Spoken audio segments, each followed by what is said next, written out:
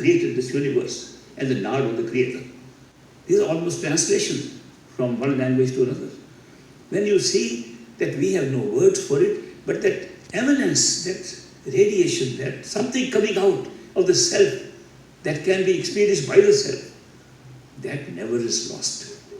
Not even till now, not even if we wear all the costumes of the world. That power within, the power of consciousness that never leaves us, we can experience it. After all, we the experiencer are the self, and the self is emanating something, we should be able to experience it ourselves. It appears in different forms, that emanates from us, what radiates from us.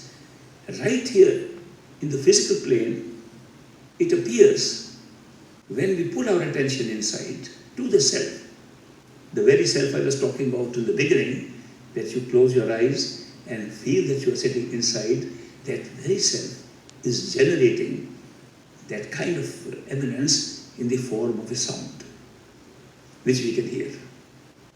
It's audible. That's very great. If the self can be heard, what else do you want? You just hear and you are to the self. It's much easier than trying to use all kind of imagination and trying to figure out where the self is. If the self can be heard, is audible, then you hear and you are towards yourself. This audible self, the audible sound that you can hear is coming from the self. So, a good way, the best way of meditation that I have found to discover the self is to listen to the sound of the self. And listen to this with the same intensity of concentration. With the same concentration, it draws you to yourself and opens up all these experiences that I have been talking about. If you stay on with that sound, which keeps on changing because of the nature of the universe in which we are doing it, because nature of the creation that we are operating through, if you stay on with the sound, it will take you all the way to your true home, because it's totally connected all the time, like the self is connected. That is why we know a way, a good route to our true home. And that is by way of attaching ourselves what looks like an ordinary sound here, but continues to change, ultimately it becomes the whole power of consciousness at the end. It's the same sound. We call it sound because it's sound here. It is not always sound all the way. It can't be sound where there is no space and time. It can't be sound like we know it here. But to start with, it's good to know it as a sound. But when you ride on it, when you're pulled by it, it has a pull that nothing else has. Nothing can pull you faster towards your true home than the sound. Sound has some other characteristics also. I'll mention to you the other characteristics of the sound.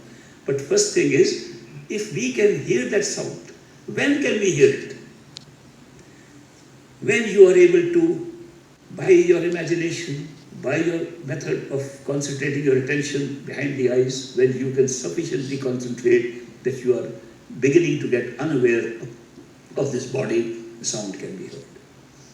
In fact, sounds can be heard, several sounds can be heard even before that, which are not the sound of the self.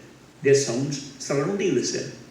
And those sounds can also be used to help you to put your attention within. I call them practice sounds. There are several practice sounds coming from right or left or above or below, and you can play with them. You can play with those sounds and say, okay, that's only helping me to concentrate, being in there, being inside with those sounds, just like I'm being inside with watching things around me, just a practice to go there.